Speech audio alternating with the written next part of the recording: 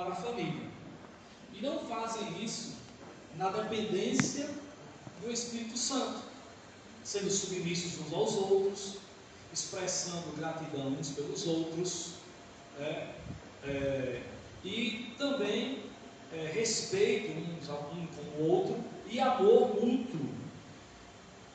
Pois um dos segredos, principais segredos para a felicidade conjugal e a felicidade do lar é depender do Espírito Santo, que nos concede a graça, de cumprir os papéis sociais do casamento dentro do lar. O papel do homem e o papel da mulher, do marido e da esposa. Então, se nós submetermos mais os nossos corações ao Espírito Santo de Deus, para receber dele a graça e o poder de cumprir o homem os seus papéis, ou o seu papel social, e a esposa o seu papel social dentro do casamento, nós seríamos muito mais felizes. Concorda ou não, irmãos, comigo? Amém. Amém? Então vamos lá, chegou ali. Vamos lá? 1, 2, 3. Maridos, ame cada um a sua mulher, assim como Cristo amou a igreja e entregou-se por ela, para santificá-la, tendo-a purificado pelo lavar da água mediante a palavra, e para apresentá-la a si mesmo como igreja gloriosa, sem mancha, nem ruga ou coisa semelhante, mas santa e inculpável. Da mesma forma, os maridos devem amar cada um a sua mulher como a seu próprio corpo. Quem ama sua mulher, ama a si mesmo. Além do mais, ninguém jamais odiou o seu próprio corpo. Antes o alimenta e dele cuida, como também Cristo faz com a igreja, pois somos membros do seu corpo. Por essa razão, o homem deixará pai e mãe e se unirá à sua mulher, e os dois se tornarão uma só carne. Este é um mistério profundo. Refiro-me, porém, a Cristo e à igreja. Portanto, cada um de vocês também ame a sua mulher como a você mesmo. E a mulher trata o marido com todo e muito respeito. Amém? Agora ficou bonito, agora podem sentar.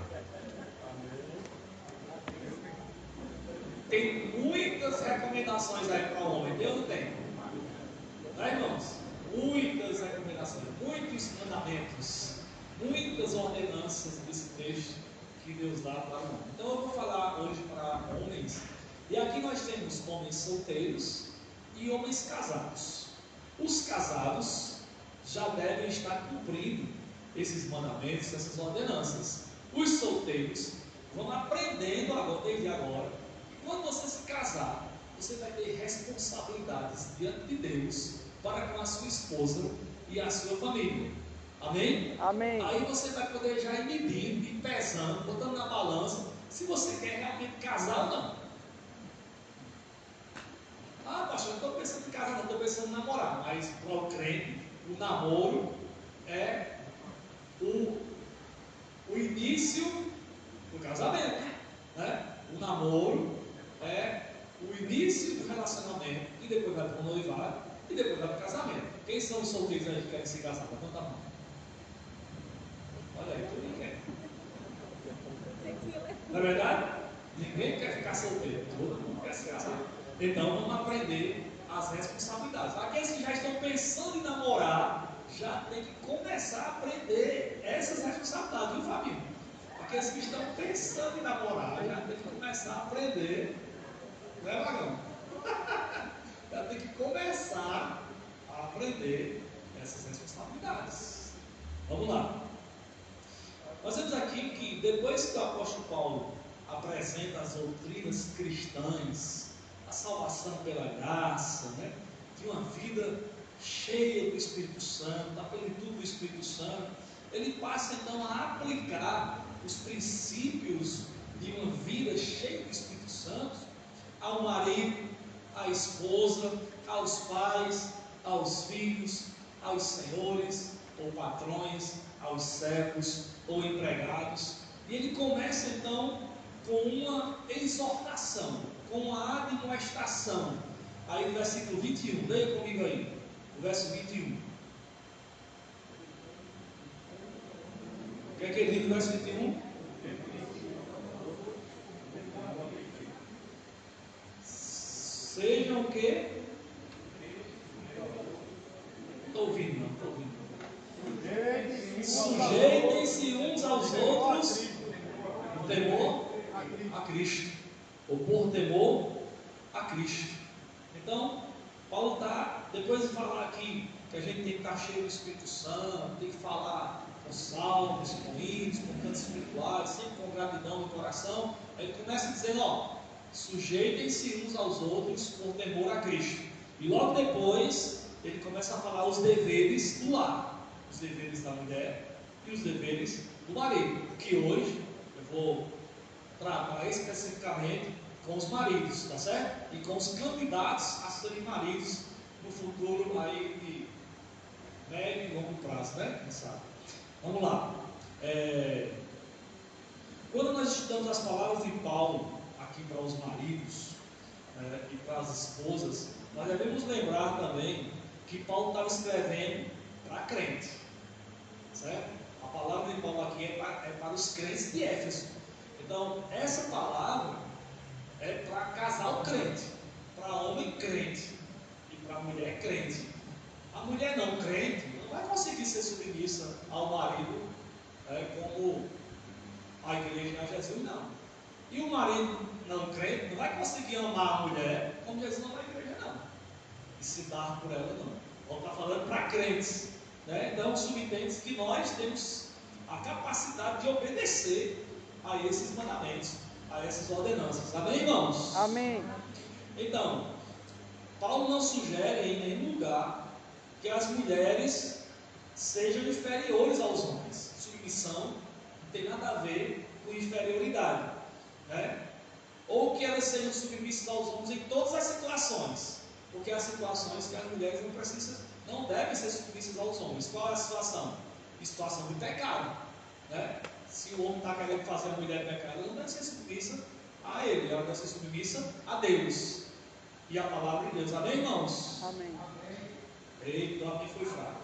O fato de usar Jesus, Cristo e a igreja como uma ilustração do casamento mostra que o lar cristão é que está aqui em mente do apóstolo Paulo. Ele está, na verdade, modelando o relacionamento conjugal e os papéis de marido e de esposa dentro do casamento ao relacionamento, ou como o relacionamento de Jesus da igreja. E isso enaltece, enobrece o casamento.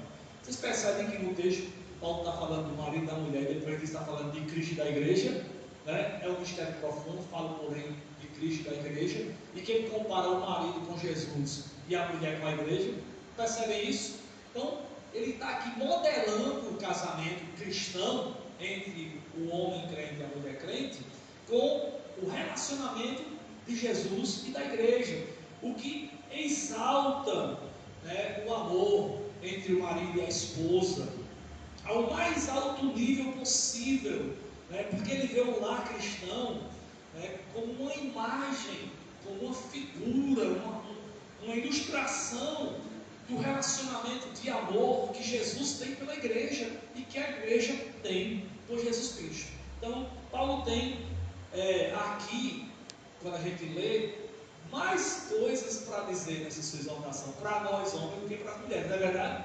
E se a gente for olhar direitinho, o papel da mulher é bem mais fácil do que o papel do marido aqui nesse texto. E Paulo, por isso, ele fala muito mais coisas para os homens do que para as mulheres. Então, o padrão que determina para eles, para marido e mulher, é extremamente elevado. Amem suas esposas, ou ame sua esposa, como Cristo amou e ama a igreja. Irmãos, isso é elevado demais para nós.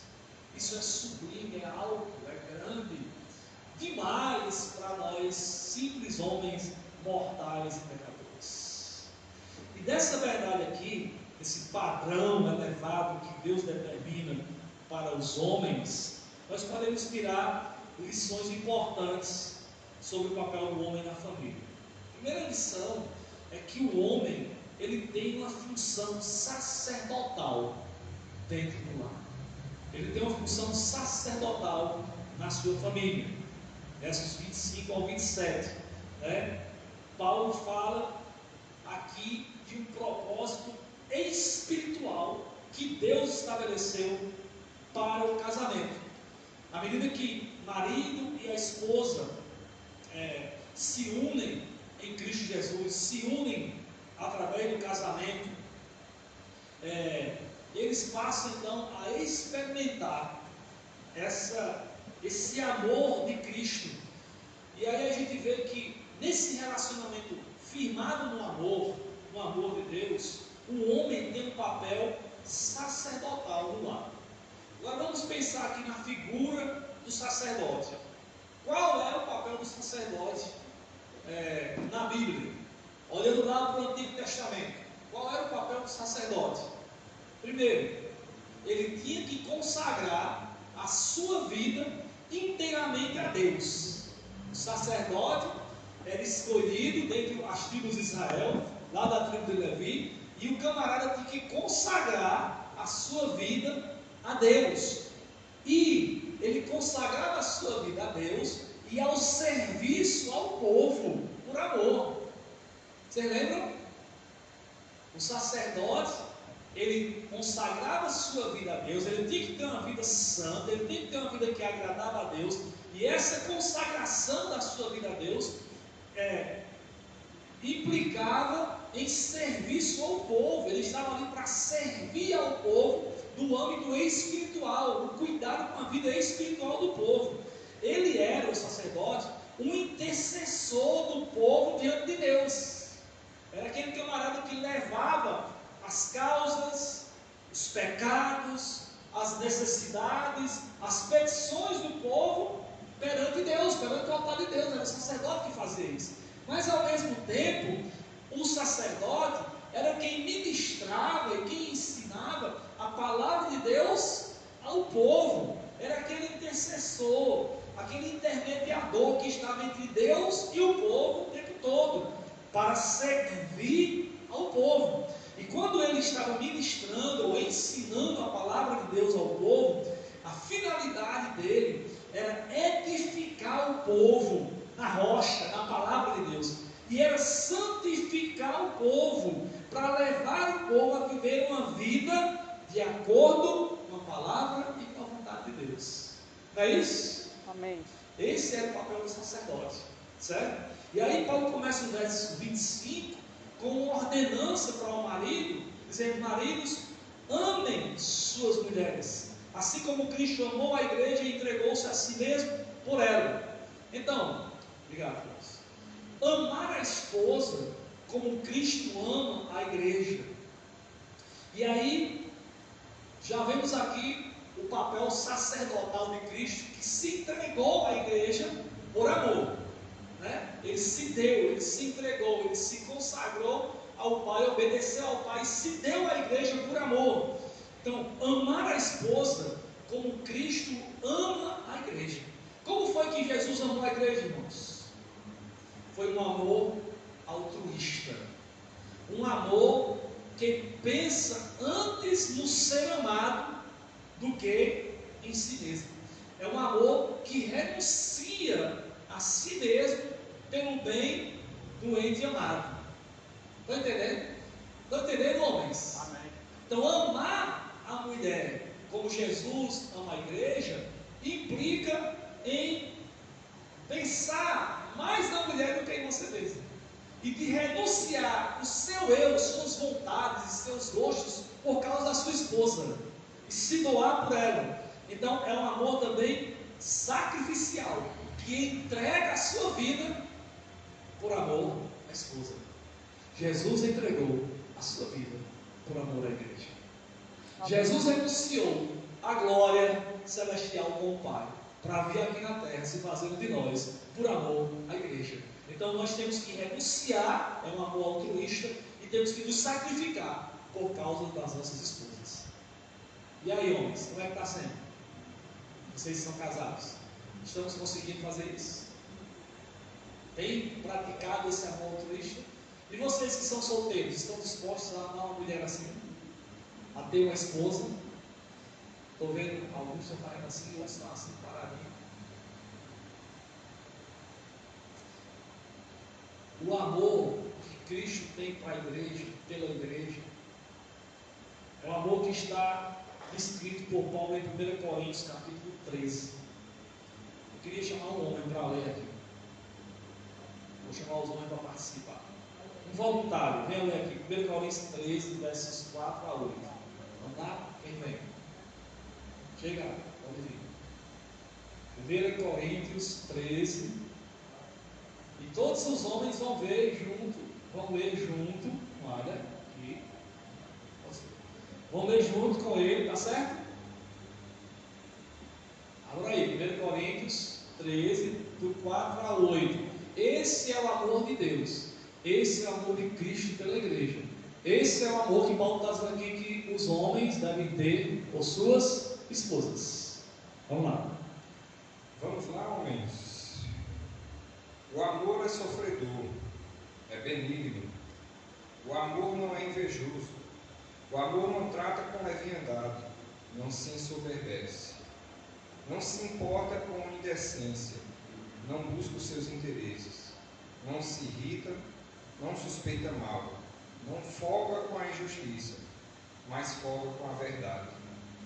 Tudo sofre, tudo crê, tudo espera, tudo suporta.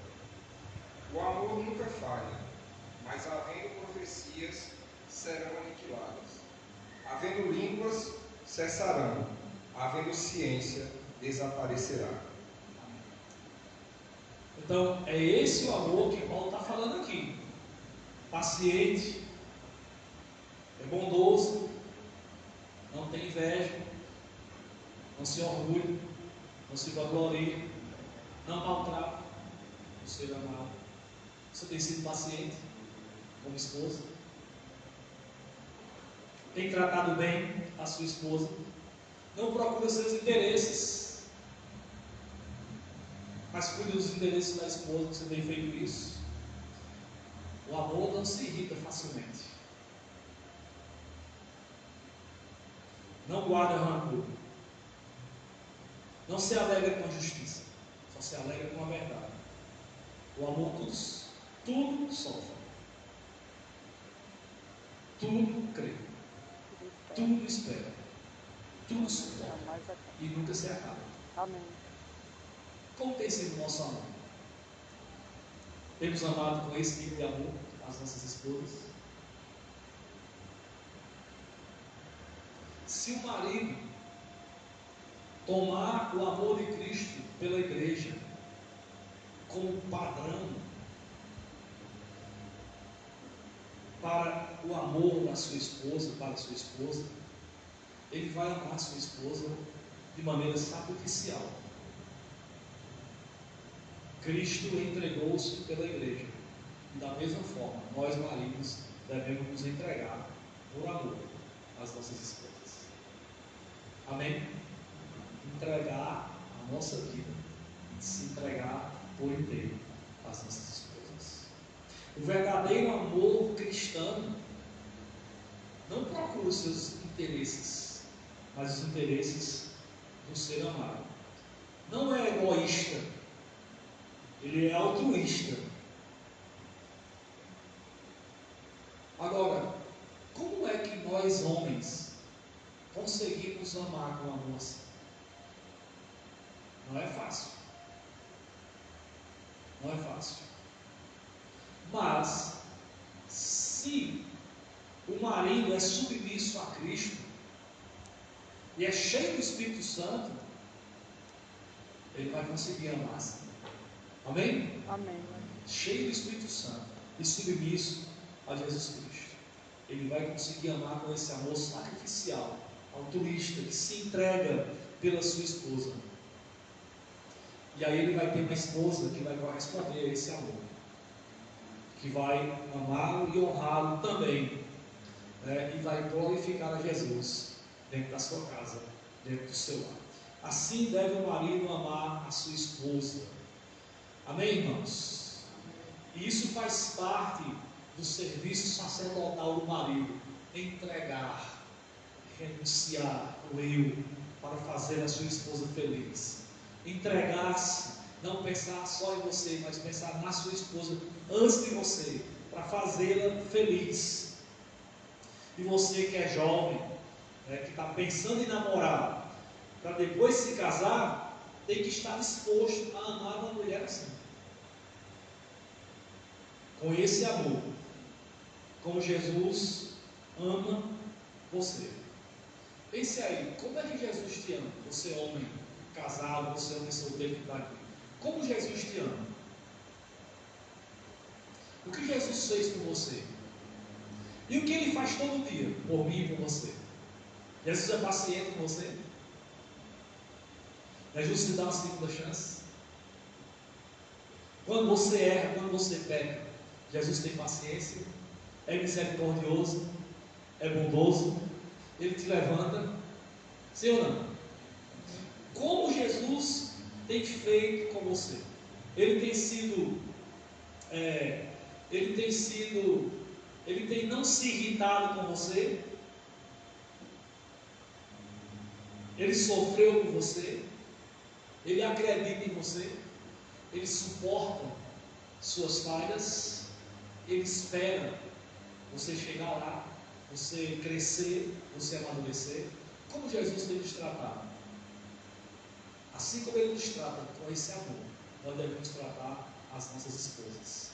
E você, jovem que não é casado, tem que ter um coração disposto a amar assim a sua futura esposa. Amém, queridos? Por que será que Deus, através de Paulo, disse isso para nós, irmãos? Por que será? Porque Deus conhece a nossa estrutura, né? Deus conhece os homens que Ele criou. Ele sabe como nós somos. Ele sabe como nós tendemos a buscar só as nossas próprias coisas, pensar em nós em primeiro lugar, resolver tudo para a gente em primeiro lugar, buscar a nossa felicidade. Ele sabe como nós somos. Nós nos amamos muito. Nós homens. Se você observar direitinho, você é diferente da sua esposa. A mulher de Deus, geralmente ela pensa mais no marido e nos filhos do que nela mesma. Mas nós temos uma tendência a pensar mais em nós mesmos. Os homens têm essa tendência. E aí é por isso que Deus coloca na palavra dele aqui, através de Paulo, essas ordenanças para nós homens. Não é dito à mulher que ela tem que amar o marido como Jesus ama a igreja. É dito para mim, é dito para você. Porque Deus nos conhece, Deus sabe como nós somos. A ordenança de Paulo ao marido, como sacerdote amoroso, continua nos versos 26 e 27, quando ele diz assim: para santificá-la, tendo purificado pelo lavar da água mediante a palavra, e apresentá-la a si mesmo como igreja gloriosa, sem mancha, nem ruga, ou coisa semelhante, mas santa e inculpável. Então a gente vê aqui no papel sacerdotal o santificar a esposa, como Jesus fez com a igreja.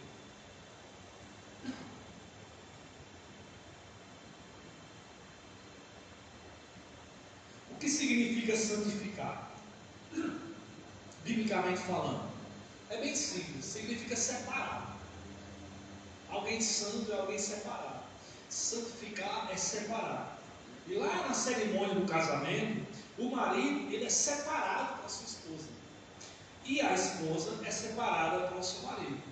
E qualquer interferência, né, nesse propósito, nesse arranjo que Deus fez, é pecaminosa. Tudo que fizermos fora do casamento é pecaminoso. Nós somos separados exclusivamente para nossas esposas e as esposas para nós. Então, assim como Jesus santifica, separa a igreja, né, que somos nós, para Ele, Ele nos separou do mundo para Ele mesmo, assim o marido tem que santificar a esposa para Ele mesmo. E hoje, Jesus está purificando, santificando cada vez mais a igreja, que é um processo de santificação, desde o dia da nossa conversão até a segunda volta de Jesus, nós estamos sendo santificados. Então Jesus está santificando a sua igreja, a sua noiva, pelo ministério da palavra de Deus. É a palavra que Jesus usa, que o Espírito Santo usa para santificar a sua igreja. Amém? Lá em João, no Evangelho de João, né, o Senhor disse que nós somos santificados pela palavra que nós ouvimos. Então a palavra de Deus tem o poder para nos santificar. E se a gente olhar para a igreja não é perfeita, não é verdade?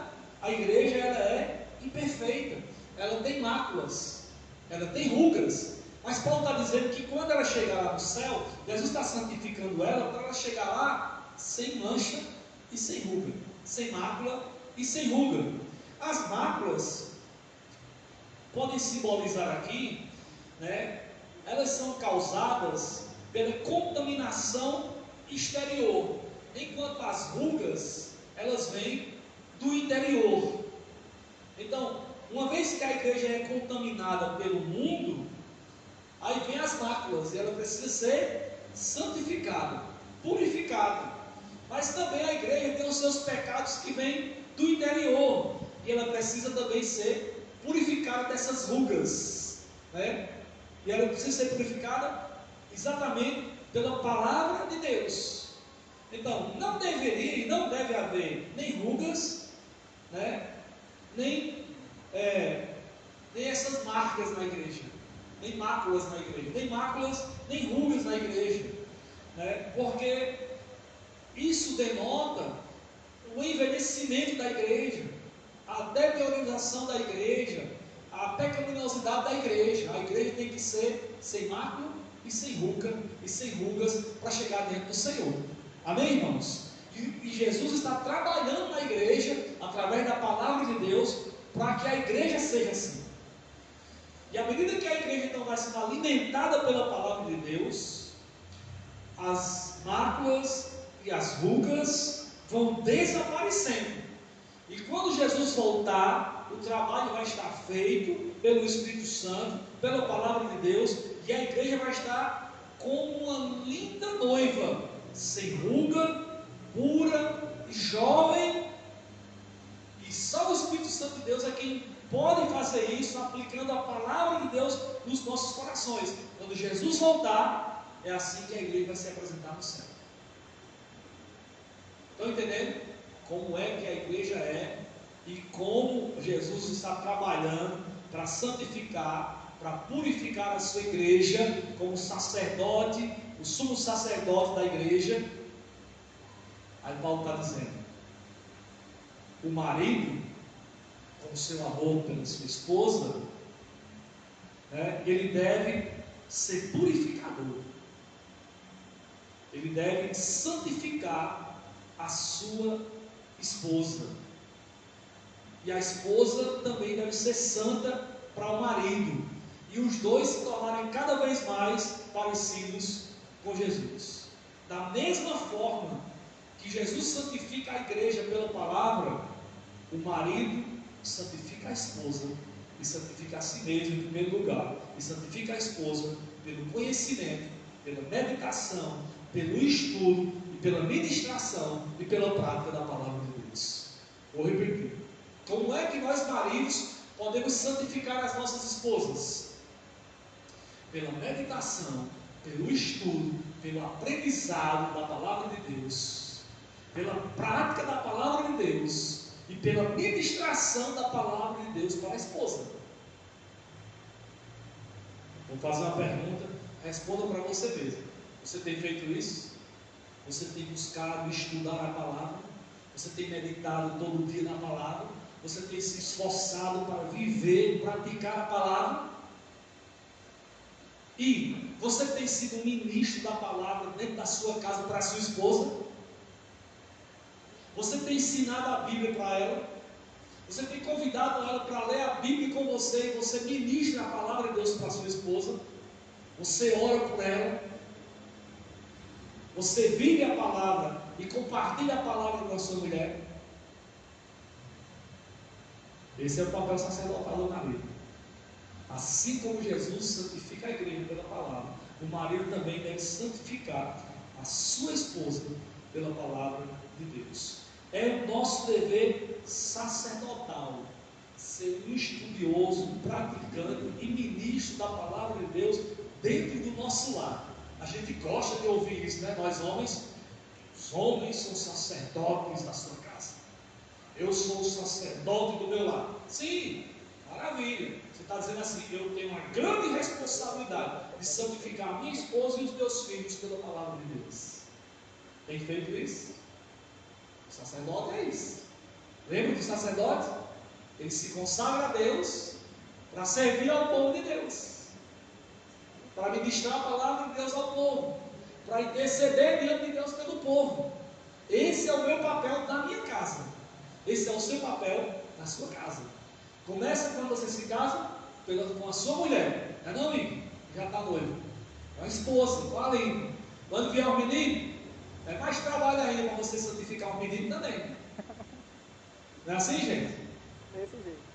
É mais trabalho. Enquanto está só com a esposa, você só tem responsabilidade diante de Deus com a sua esposa. Conduza ela em santidade. Santifique a sua vida para ela. Santifique a sua vida ao Senhor. Medite na palavra do Senhor. Busque a Deus. Ensine a Bíblia para ela. Compartilhe a palavra de Deus com ela. Mas quando vem as crianças, aí agora aumenta a responsabilidade. São as crianças também.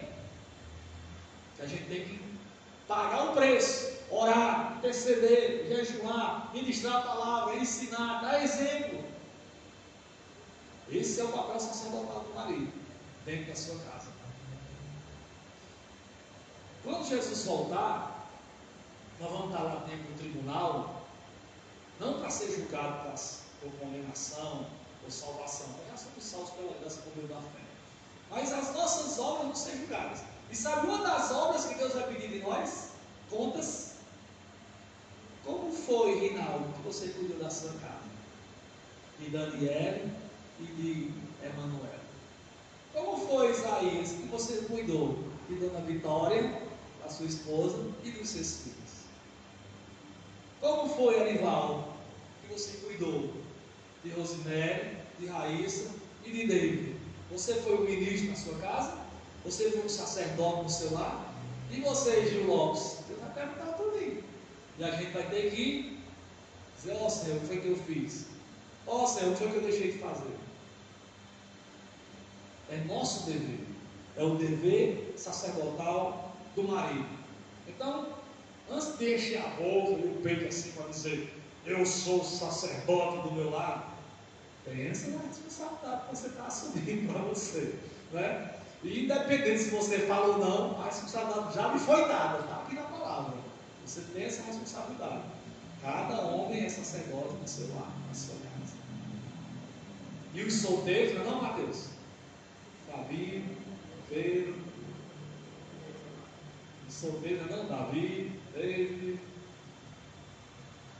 Já tem que estar preparado. Estou querendo namorar. Já estou noivo, estou com ele. Então vai se preparando. Estou disposto a ser um sacerdote dentro da minha casa. Esse é o nosso dever sacerdotal como homens na família. E aí, quando a gente age assim, irmãos, a gente está submetendo todas as áreas das nossas vidas e nosso relacionamento conjugal, relacionamento familiar, aos mandamentos da palavra de Deus. E assim nós seremos um canal para o enriquecimento espiritual da nossa casa, para a felicidade do casal e de toda a família, de forma que Jesus ele se torne, ou ele seja o Senhor da nossa família, e o nosso casamento torna-se uma experiência de crescimento em amor constante na presença de Deus. E o nosso casamento desse jeito estará sendo modelado pelo relacionamento de Jesus e da sua noiva, que é a igreja. Eu estou falando só para os homens, vai ter o papel da mulher também, que a gente não vai falar hoje de noite. Vai ter o papel da mulher também, né? E aí nós estaremos seguindo a nossa família, o nosso lar, o nosso relacionamento conjugal com a esposa, a nossa educação dos filhos. Estamos seguindo os mandamentos de Jesus e imitando Jesus e a igreja em seu relacionamento de o noivo e a noiva, né, que cuida dela com amor e se doa por amor sacrificial. Então, isso deve ser feito em amor santificador, que sempre cresce e enriquece a vida do lar. Como tem sido a vida do seu lar? Como tem sido a sua família? Você tem experimentado essa convivência do senhorio de Jesus na sua casa, sobre a vida da sua esposa, dos seus filhos? E é importante a gente olhar para o contexto imediato aqui e lembrar que, como sacerdote do lar, o marido também deve santificar não só a si mesmo e a esposa, mas santificar e edificar a vida dos seus filhos.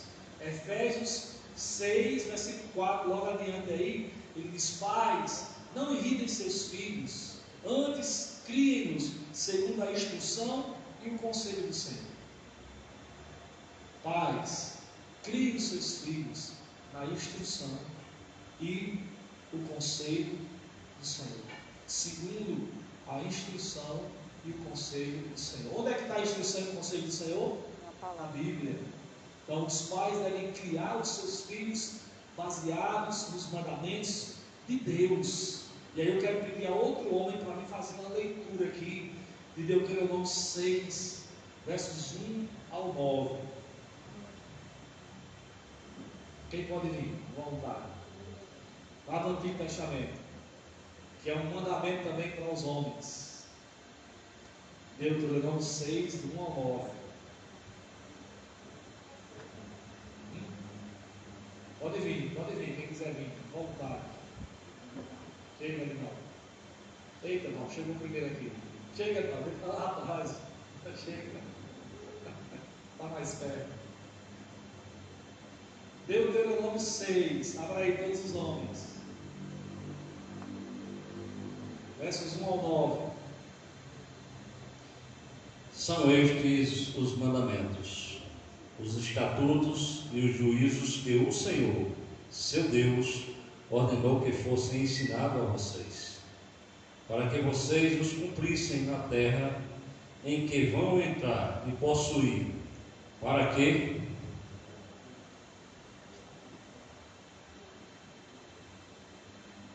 durante todos os dias da sua vida, vocês, os seus filhos, os filhos dos seus filhos, temam o Senhor. Meu Deus, vocês, os seus filhos e os seus netos temam o Senhor. Prossiga, e os filhos dos seus filhos temam o Senhor, seu Deus, e guardem todos os seus estatutos e mandamentos que eu lhes ordeno, e para que os seus dias sejam prolongados. Portanto, escute, Israel, e tenha o cuidado de cumprir esses mandamentos, para que tudo lhes corra bem e vocês muitos se multipliquem na terra que mana leite e mel. Como o Senhor,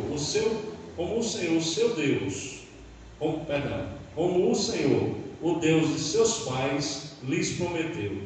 Escute, Israel, o Senhor, nosso Deus, é o único Senhor. Portanto, ame o Senhor, seu Deus, de todo o seu coração, de toda a sua alma e com toda a sua força. Estas palavras que hoje lhe ordeno estarão no seu coração. Você as inculcará a seus filhos, e delas falará quando estiver sentado em sua casa, andando pelo caminho, ao deitar-se, ao levantar-se. Também deve amarrá-las como sinal na sua mão, e elas lhe serão por frontal entre os olhos, e você as escreverá nos umbrais da sua casa e nas suas portas. Amém. Obrigado, irmão. Olha aí. Quem dá um aleluia aí? Só o Paulo. Amém. Glória. Versículo 4. Versículo 4 aí que a gente estava lendo. Diz assim: ouça, ó Israel. Estão lendo aí comigo? Vamos ler bem alto. Só que vai dizer assim: ouça, ó Israel. Aí você vai dizer o seu nome. Rinaldo vai dizer: ouça, ó Rinaldo. Tá certo? Bem alto. Vamos ler todo mundo bem alto, vamos lá. E a gente segue a leitura. Vamos lá. 1, 2, 3. Ouça, ó Apóstolos. O Senhor, o nosso Deus, é o único Senhor.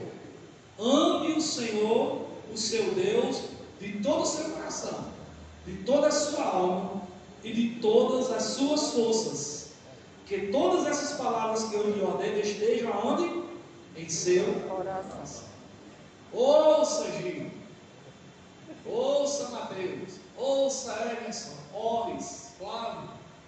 Ouça.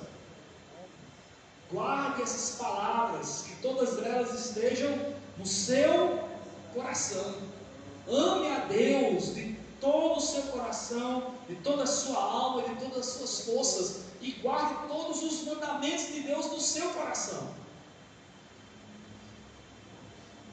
Se fosse só até aí, ainda era bom. Mas a ordenança continua dizendo o quê?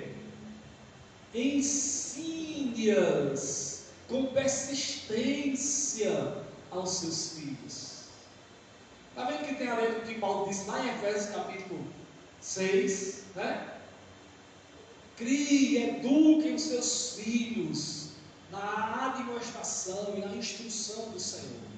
Ele está dizendo aqui: ensine essas palavras, os mandamentos aos seus filhos. Mas ensine com persistência. Irmãos, às vezes a gente desiste dos nossos filhos. A gente desiste de ensinar a palavra de Deus aos nossos filhos, de persistir. Por que será que tem que ensinar com persistência? Porque os bichinhos são rebeldes. Porque os bichinhos são tudo pecadorzinhos. A gente ensina e eles aprendem outra coisa lá no mundo. Eles querem seguir o que o mundo ensina e não querem seguir o que a Bíblia ensina. Eles são rebeldes, amém, irmãos? É verdade ou não é? São. Ah, minha criança, meu bichinho, não é um santinho, é um inocentinho, não, é um pecadorzinho, que já nasceu sabendo pecar, sem ninguém ensinar. Eu já ouvi muitos pais dizendo: eu nunca ensinei isso a meus filhos, por que eles estão nas drogas? Eu nunca ensinei a ser um cabra ruim, por que ensinou um cabra ruim? Não precisa ensinar não, já vem no DNA, a ruindade, a maldade, o pecado, a natureza pecaminosa. A gente tem que ensinar o que é bom, o que é certo. A gente tem que ensinar a palavra de Deus aos nossos filhos, amém, irmãos? Amém. Tem que ensinar a Bíblia com persistência. Eita Jesus, eu persisti tanto também, e a gente ainda continua persistindo, insistindo, falando de novo, dizendo outra vez, teimando. Eles teimam, né? Porque chega numa idade, quando é pequenininho assim, para onde você leva ele vai, vamos para a igreja, ele vai, vamos para aqui, ele vai. Aí quando chega com 14, 15, 16, hoje está ficando mais cedo ainda, com 13, já quer mandar em si mesmo, né? Aí já começa: mas por quê? Mas por que eu não posso isso? Mas por que eu tenho que fazer isso? Mas por que eu tenho que ir para a igreja? Por que eu não posso ir para a festinha? Por que eu não posso ir para o parque do povo? Por que eu não posso assistir isso? Por que eu não posso ver aquilo, né? Começa o desejo de pecar florante. Aí o que a gente tem que fazer? Vem para cá. Aqui por quê? Olha, vou dizer por quê. Olha aqui. Aí lê Deuteronômio para ele. Deuteronômio está dizendo: se você obedecer, as bênçãos virão. Mas se você desobedecer, as maldições virão também. Por isso eu conselho. Eu não quero que você seja amaldiçoado. Eu não quero que você sofra. Eu quero que você ame a Deus como eu amo. Aí tem esse detalhe. Primeiro, você tem que amar ao Senhor, seu Deus, de todo o seu coração, de toda a sua alma, de toda a sua força. Você tem que guardar todos os mandamentos primeiro no seu coração. Você tem que obedecer os mandamentos. Guardar não é só decorar e saber dizer para o menino, não. Você tem que obedecer. E ele vê em você um exemplo de um homem de Deus. Aí vai seguir. Amém, irmãos? Ele vai seguir. O bichinho é teimoso, mas depois ele acaba cedendo. Viu? Seja persistente. Ensine. Converse com ele. Você tem conversado com seu filho sobre a Bíblia? Você tem conversado com sua filha sobre a Bíblia, sobre a palavra de Deus? Converse. Converse quando? Quando estiver sentado na sua casa. Converse. Fique só assistindo filme, série, não sei o quê. Fique só no celular, vendo coisa, nem, né? Senta para conversar com teus filhos em casa. Mas quando estiver andando no caminho, conversa também. Fala a palavra para o seu filho. Eu faço muito isso, fiz muito, ainda faço. Eu estou indo isso agora, né? Vou deixar ele no trabalho, aí vamos conversando, aí na volta. Mesmo jeito era na escola. Como é que foi a escola hoje? Queria ver as historinhas tudinho. De vez em quando elas trazem a história. Papai, tem uma menina lá na igreja, na escola, né? Isso com 10 anos, viu? Tem uma na escola que já beijou o menino tudinho aí na classe. Aí uma amiguinha minha, uma amiga não, ó, você afasta essa, pelo amor de Deus, não é sua amiga não. Você é para ser sua amiga não. De jeito nenhum. Aí eu começava a ministrar, a ensinar no caminho, dentro de casa. Quando você se deitar, quantas e quantas vezes quem contava as historinhas, na maioria das vezes era eu, ia contar as historinhas da Bíblia. Você compra um livrinho com as historinhas ilustradas e toda noite eu sentava com elas, contava a história para elas dormir, ouvindo a história da Bíblia. Foi assim que Letícia se converteu com 5 anos de idade. Eu lembro a história de João capítulo 3, Nicodemos conversando com Jesus, perguntando como, né? Ela perguntou, e o que é nascer de novo? Eu fui explicar o que era nascer de novo. Ah, eu quero nascer de novo. Eu digo, vamos fazer uma oração agora. Ela orou e entregou a vida a Jesus. Então, converse sobre a Bíblia com seus filhos, quando se deitar, quando levantar, em todos os momentos. Coloca na sua casa como um sinal nos seus braços, né? Suas atitudes, e na sua testa, né? Seus pensamentos, suas ideias. Quando eles chegam na idade, né? Que eles começam a questionar tudo e a filosofar, né? Já estudam filosofia na escola, já começa a ver agora nas redes sociais. Quando começar a filosofar, conversa sobre as coisas da vida, né? Sobre as filosofias da vida, e fala sobre Jesus, fala a palavra para os seus filhos, né? Deixa eles questionarem, aí você insiste, você fala, você questiona, você ministra a palavra de Deus em todos esses momentos. Quando vêm as dúvidas, meu Deus do céu, não é fácil. Sacerdotes, não é fácil. É difícil. Uma pessoa conhecida chegou para mim e disse: Pastor Watkins, meus filhos estão perdidos. Deu vontade de eu chorar.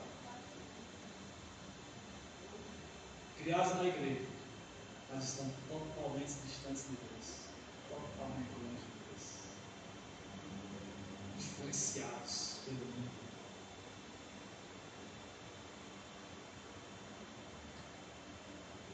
É difícil isso, irmãos.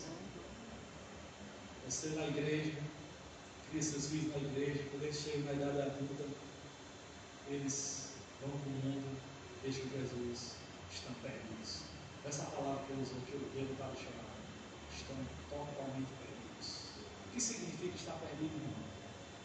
Vai para o inferno. O filho perdido vai para o inferno. É triste isso. Doeu no meu coração eu ouvir o pai dizendo isso. Pai tão dedicado ao Senhor, tão dedicado a Deus, o pai e a mãe, mas os filhos perdidos, influenciados até pelo homossexualismo. Uma tristeza. Mas nós temos que fazer a nossa parte. Insista, ensine, seja sacerdote na sua casa. Ministre a palavra, viva a palavra e ministre a palavra para a sua mulher e para os seus filhos. Dê tempo aos seus filhos. Abençoe a vida dos seus filhos com a palavra de Deus, com o temor de Deus. Eu pergunto a mim e a você aqui que é pai, ou que quer ser pai: qual é o legado como homem de Deus que você vai deixar para os seus filhos e para os seus netos? Qual é o legado que você vai deixar para eles? Vamos caminhar. O homem, além de ter essa função de sacerdotal, ele tem uma função de provedor dentro da família. Versos 28 ao 30, Paulo diz: da mesma forma, os maridos devem amar suas mulheres como a seus próprios corpos. Quem ama sua mulher, ama a si mesmo. Além do mais, ninguém jamais odiou o seu próprio corpo. Antes, o alimenta e dele cuida, como também Cristo faz com a igreja, pois somos membros do seu corpo. O lar cristão, repito, é uma ilustração, ou deve ser uma ilustração do relacionamento amoroso entre Cristo e sua igreja. Deve ser modelado pelo amor de Jesus com a sua igreja. Cada cristão é membro do corpo de Cristo e deve ajudar a nutrir o corpo em amor.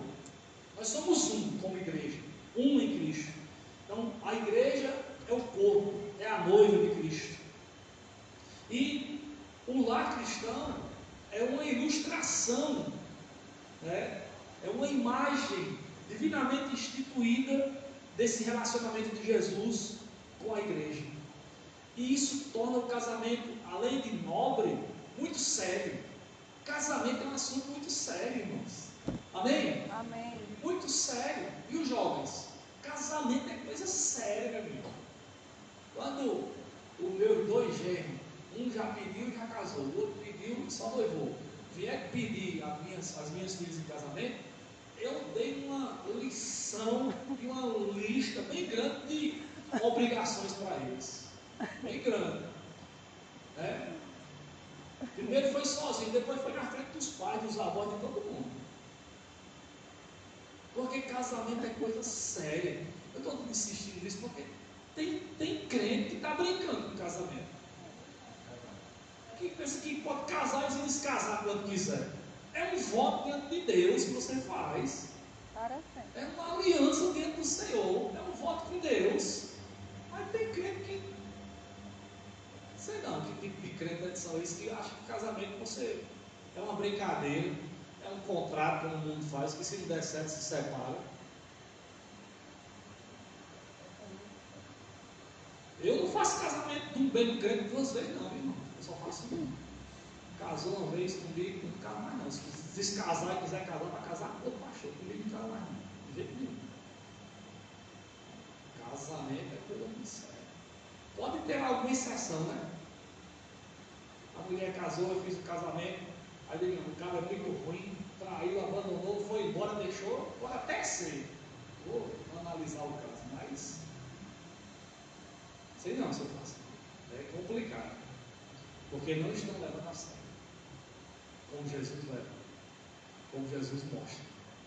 Se Paulo compara o casamento com o relacionamento de Jesus com a igreja, imagine a seriedade disso. Verso 31, citando Gênesis 2:24, Paulo disse que a união entre marido e esposa é tamanho que os dois se tornam uma só carne. Deixou o pai e mãe, policiar sua mulher, e se tornarão os dois uma só carne. É uma união ainda mais íntima do que a que existe entre pais e filhos. É muito mais. Mas tem gente que ama mais os filhos do que a mulher. Tem mulher que ama mais os filhos do que o marido.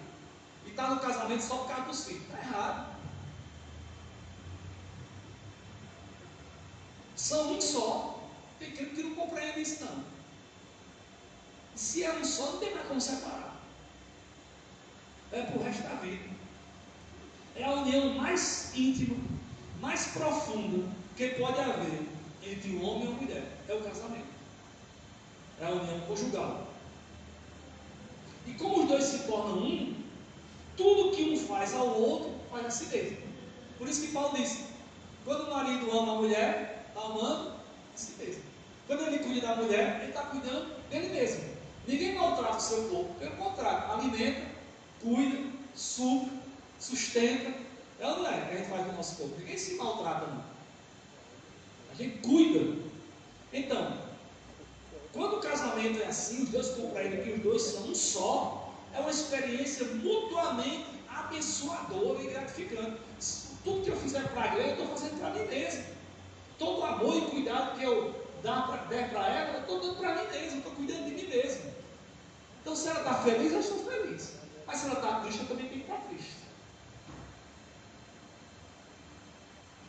As vezes que eu fiquei mais aperreado na minha vida, foi quando eu fiz Gleice ficar triste e chorar. Ixi, meu coração se despedaça. Se despedaça. Então, seguindo o padrão de Cristo, o marido deve amar a esposa como ama o seu próprio corpo. Assim como o amor de Jesus pela igreja, o amor do marido pela esposa deve se manifestar em cuidado e provisão. Ele é o provedor, ele cuida da mulher, ele cuida da sua esposa, como cuida dele mesmo, como cuida do seu próprio corpo. E esse amor cuidadoso inclui, além do cuidado espiritual e santificador, o cuidado da saúde da mulher, física e emocional. É um cuidado da saúde física e emocional da mulher. Ter uma esposa e ter filhos, lá no sertão dizia assim: cada um pensa que ter uma mulher e ter menino é como criar bode. Amarra no pé do pai, bota milho para comer e pronto, está resolvido. Aí eu boto comer dentro de casa, o resto já se vira. Não é assim não. Não é assim não. Aí o pai do pastor amigo meu, o pastor Breno da igreja, disse: meu filho, para você ter uma mulher custa caro. Mas não é só dar roupa e dar dinheiro para ir para o salão e para ficar com cabelo bonito e tal. Não é só isso não. Custa caro porque você tem que cuidar da saúde física, espiritual e emocional da mulher. É verdade. Não é verdade? É. Aí tem uns camaradas que não tem um pau para dar no cachorro, já quer noivar e casar. Não. Tem uns que nem tirou a cadeira do xixi e já quer namorar.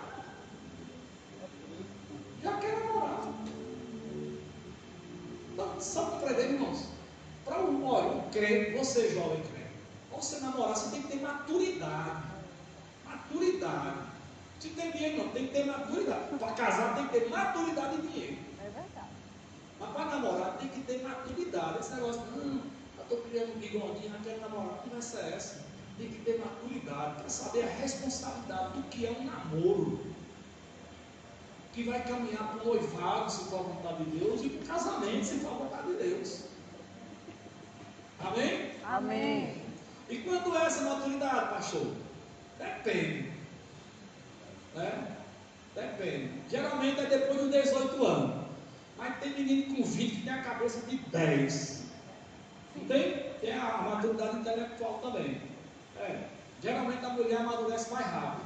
E às vezes um menino com 15 anos já tem a cabeça madura de 20. Mas geralmente, como é o contrário, ele tem 20 e a cabeça dele é de 15. Tem maturidade para namorar, maturidade espiritual, maturidade emocional, para poder assumir um relacionamento. Pensa que namorar é só beijinho, e se agarrar. Isso não, namorar é conversa, é compreender o outro, é aceitar o outro, é edificar o outro, é ministrar o outro, é ensinar a Bíblia ao outro, é interceder pelo outro. Não é? É uma amizade que se constrói, que se faz, e que vai para o casamento e para o resto da vida. Amém. Eu sempre digo aos jovens aqui: quer namorar uma menina? Está gostando dela? Seja amigo dela, sem dizer nada. É possível? Eu fui assim com Gleice. Eu fui amigo de Gleice durante não sei quantos meses. Doido por ela, desde o primeiro dia que eu a vi. Me apaixonei pelos olhos azul, fiquei doidinho por ela. Aí eu orei por ela e tal, né? Que ela era uma menina de Deus, que estava louvor, dirigia os jovens na igreja. Essa é uma bênção de Deus, e é bonita, eu deixei. Senhor, ouviu ela para mim, se for da tua vontade. Passei não sei quantos meses amigo dela, sem ela nem saber que eu gostava dela. No dia que eu fui pedir ela em namoro, eu digo, agora é um negócio sério, é para casar logo, é para casar. Ela tomou um susto assim, disse, eu não gosto de você não, eu só sinto avisar com você. Me deu logo fora. Mas, como eu lhe admiro, como jovem de Deus na igreja, eu vi o seu comportamento, eu quero orar por você. Eu vou orar por você, eu topo orar. Tá bom, faz 3 meses que eu venho orando, então vamos orar mais. Eu fui orar mais ainda. Entendeu, irmãos? Mas, hoje em dia, olhou, achou bonito, já se encosta. Né? Já se encosta, já bota a mão, já se feio, tarará. Não pode ser assim. Tem que ser amigo, tem que conhecer a família. Né? Tem que abrir o olho, aquela história que eu contava. Abre o olho, porque depois de casar, o amigo, fecha o olho e acabou, o céu vai estar vida. Tem que abrir o olho para conhecer. Né? Mesmo assim, a gente passou 2 anos e 9 meses namorando e noivado, e eu orava sempre, ela também, para Deus confirmar se era a vontade dele ou não. Porque ele não é obrigado a começar a namorar, a casar não, pode ser que termine. Ou se fizer besteira, tem que casar mesmo. Nos crentes é assim, né? Nos crentes. O povo quer crente. Lá no sertão eu não era crente não. Mas era assim que meu pai dizia, se mexer com a rua dos outros, vai casar. E teve um primo meu que fez besteira, mexeu lá com a moça lá, casou com uma 12 nas costas, mas casou. Não viveu nem um dia com ela, mas teve que casar para honrar o nome da moça e da família. Casou no civil, era o pai com revólver na cintura e os pistoleiros atrás, e ele teve que casar. Mas casou. Hoje em dia, meu Deus, tudo isso não vale mais nada. É ou não é, gente, nossa cena? Não vale mais, é uma tristeza. É uma tristeza. A mãe e o papai é assim, não, bichinho, é melhor eu ir para o motel, vem aqui para dentro de casa, chega aqui no quarto. Tem gente da minha família que eu vi isso acontecer. Não crente. A namorada dormia no quarto do namorado na frente dos pais. Ixi. É o mundo, né? Que a gente está vivendo. Cadê a responsabilidade? Cadê o compromisso? Eu aprendi essas coisas antes de ser crente. Acredita? Lá no sertão. Antes de ser crente. De honra, de respeito. Antes de ser crente. Mas a Bíblia ensina tudo isso. Né? Amém. Tudo isso.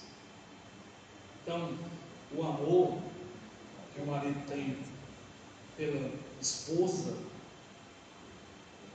é um amor que cuida, que nutre, que cuida da saúde da esposa, espiritual, emocional e física. O marido é o provedor, né? E a maior provisão que a esposa precisa, sabe o quê? Amor. O amor do marido. Tem muitas mulheres mal amadas, carentes de amor, que sentem falta de amor. Mas no lar cristão não deve ser assim. Nem a mulher, nem o marido. Os dois devem amar e se sentirem amados. Amém, irmãos? Amém. Sabe por quê? Quando a gente ama e a gente é amado, a gente se sente amado e ama, e a gente cuida, e esse amor é cuidadoso, que cuida do lado espiritual, físico, emocional, todas as áreas da vida, o que é que acontece? Esse casamento se solidifica e ninguém precisa ir buscar, suprir qualquer tipo de necessidade lá fora, porque você tem todas as necessidades supridas dentro da sua casa. Isso não é uma bênção? E é assim que Deus quer o casamento.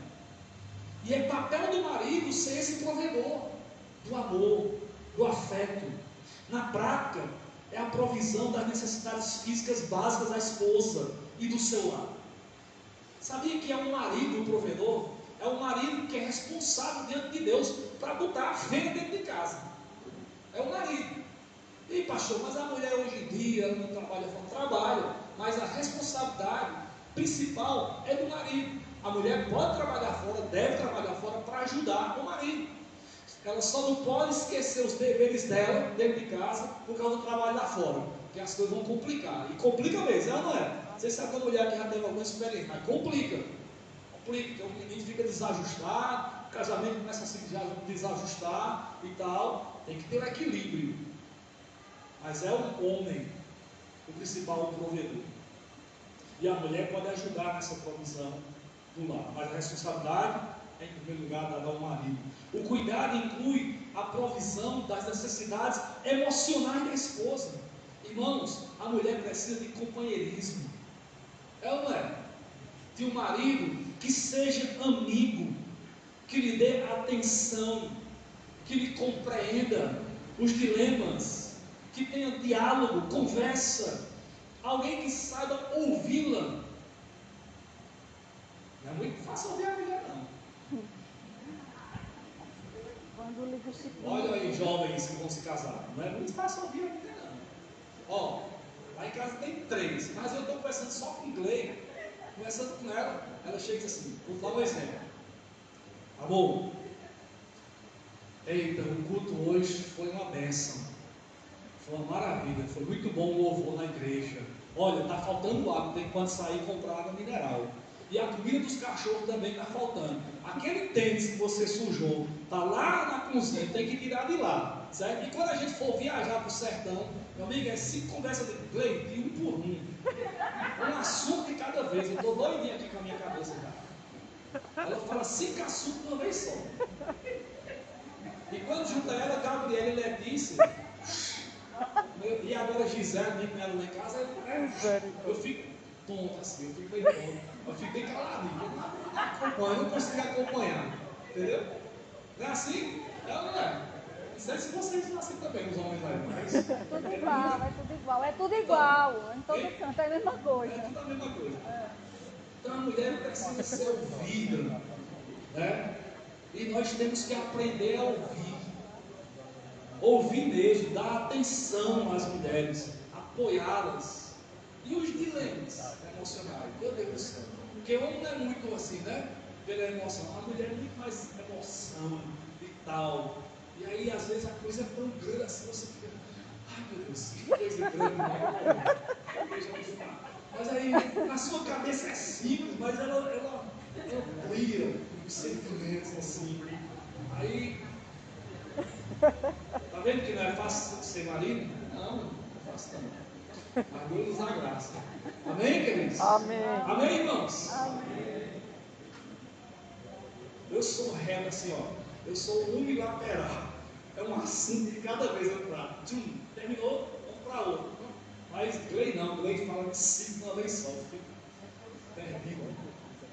Então, além disso, o marido tem que apoiar a mulher nos seus sonhos, nos seus empreendimentos profissionais, ministeriais. Tem que apoiar a esposa no ministério que ela tem na igreja, no trabalho, na profissão que ela quer seguir. O marido tem que ser esse apoiador. Tudo isso faz parte da provisão. Tudo isso. É moleza, vocês aí?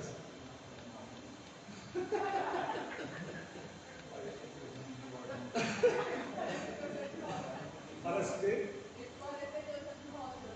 42 anos na vitória. Pois é.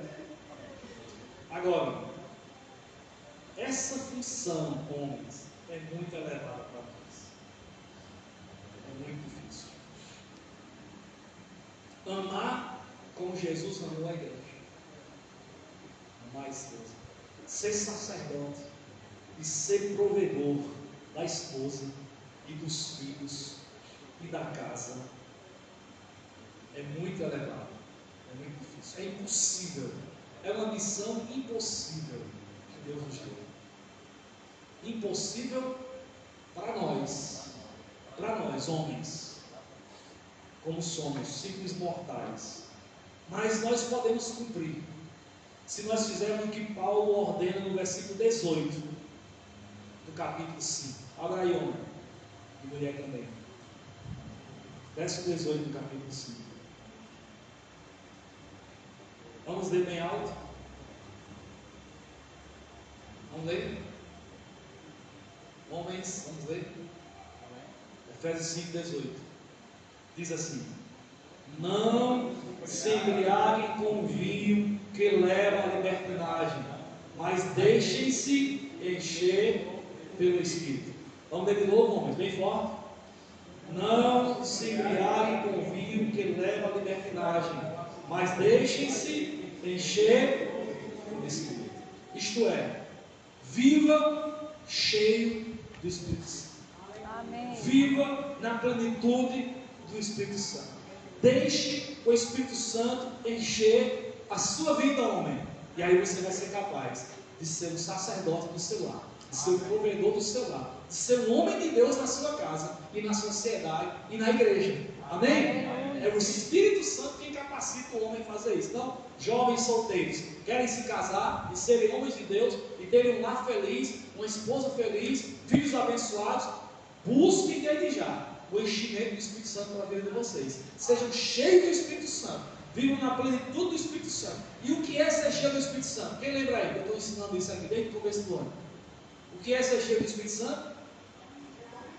Ser dominado pelo Espírito Santo, governado pelo Espírito Santo.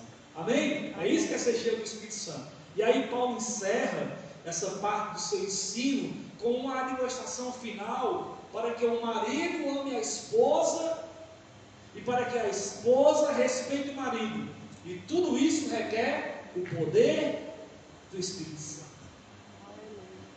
Verso 33. Cada um de vocês ame a sua mulher como a si mesmo. E a mulher respeite o seu marido, trate ele com todo respeito. Irmãos, somente quando nós somos cheios do Espírito Santo, dominados pelo Espírito Santo e cheios da palavra de Deus, submissos ao Espírito Santo e submissos à palavra de Deus, é que nós vamos conseguir cumprir os nossos papéis sociais dentro do casamento, tanto o marido como a esposa. Porque o papel da mulher, a gente não falou aqui, ela só vai conseguir cumprir se ela também for cheia do Espírito Santo. Só no poder do Espírito Santo é que nós vamos conseguir amar um ao outro como Jesus nos amou e nos submeter um ao outro no temor de Cristo. Só no poder do Espírito Santo. E só assim você vai ter um lar feliz, um lar cristão de verdade, um lar abençoado por Deus e um lar modelo para a nossa sociedade. Uma família que vive para a glória de Deus. Busque isso. Queira isso. Amém? Amém. Busque isso para você, jovem. Deseje isso, você, homem. Queira isso. Que o seu lar seja um lar cristão, modelado no relacionamento de Jesus com a igreja. Santa, sem mácula, sem ruga. Busque isso para a sua vida. Busque isso para a sua família. Busque isso para os seus filhos. É papel do homem, em primeiro lugar. A mulher é só ajudadora. Tudo isso são responsabilidades nossas, do homem. O homem é responsável por tudo isso. Ele pode alcançar tudo isso. Você crê nisso? Amém. Lembra de Josué? Já velhinho, já no final da carreira, chega assim, reúne o povo, lembra das leis, dos mandamentos. Só agora é o seguinte, vocês que sabem, se vocês quiserem com suas famílias adorar os deuses aqui dos amorreus, dos cananeus, se vocês quiserem buscar outros deuses, escolham, ou vocês vão servir a eles, ou vocês vão servir a Deus com integridade e com sinceridade. Agora eu já decidi uma coisa, eu e a minha casa serviremos ao Senhor nosso Deus. Aleluia. Você já decidiu isso no seu coração? Amém. Decida isso no seu coração. Busque isso no seu coração. Eu e a minha casa serviremos ao Senhor nosso Deus. Pode ser que não se desvie, mas faça isso como propósito principal da sua vida. Você é um homem de Deus. Amém? Bota o joelho no chão, interceda com a sua mulher, interceda pelos seus filhos, prega a palavra dentro da sua casa, a tempo e fora de tempo, quando estiver andando, quando se deitar, quando se levantar, quando estiver almoçando, tomando café, quando eles estiverem dormindo, ore por eles. Quantas vezes eu acordo mais cedo na casa sou eu. Quantas vezes eu acordei e fui no quarto das meninas e comecei a orar por elas. Orar por Gleia, orar pela menina, intercedendo por elas. Quantas e quantas vezes? Ainda hoje intercedo. Nós somos sacerdotes, amém, irmãos?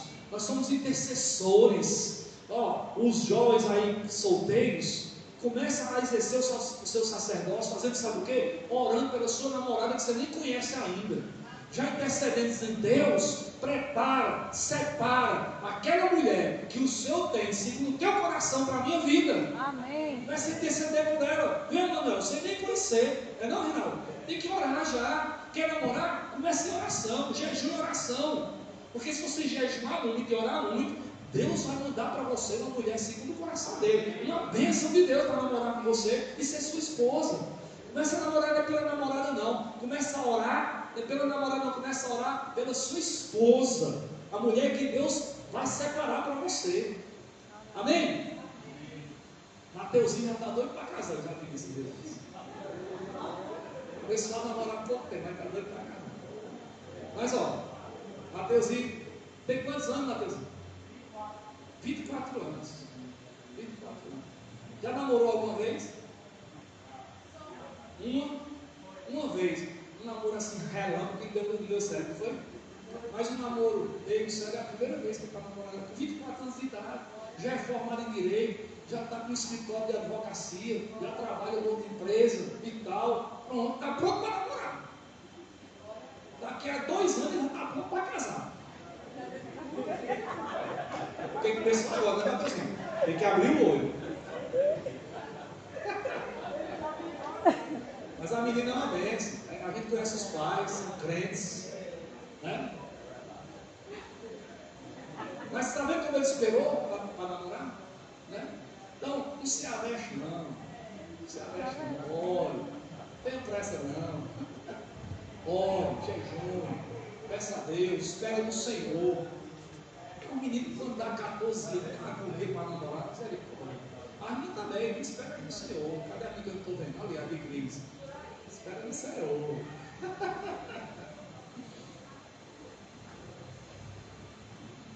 É tão bom, gente. Eu estou tão feliz com o Fabrício Júnior e o Gabriel. Estou tão feliz com 2 jovens que temem a Deus, amam a Deus. Estão construindo um casamento, uma família edificada na rocha, na palavra, né? É tão bom quando tudo é assim, né? Não é atropelado. Amém? Amém. Pois é, ore. Vitor orou, esperou no Senhor. Não vi Vitor namorando com ninguém aqui na igreja. Aí Deus mandou lá de paz. Está vendo aí a bênção? Foi não, Vitor? Mandou lá de paz. Se conheceram, foi no avanço. Está vendo como é bom ir para o avanço missionário? Você colhe outros frutos. Então, Vitor e Breno, que se casaram, que são uma bênção. Então, essa é a minha oração, é a oração dos pastores dessa igreja, para que os nossos jovens se casem, namorem no tempo certo, né? Quando tiver maturidade, geralmente depois de 18 anos. E aí, namoram e se casam e formam mais uma família cristã, abençoada por Deus, para testemunhar de Jesus e do amor de Jesus para essa sociedade. É isso que o mundo está precisando também. Não é verdade, irmãos? Então, vamos orar sempre, nós que já somos casados, interceder pelos nossos jovens, adolescentes e pré-adolescentes, para que eles possam esperar no Senhor, casar, namorar no tempo certo, casar no tempo certo, com a pessoa certa, e tudo isso para a glória de Deus. Amém? Vamos ficar de pé, vamos orar encerrando.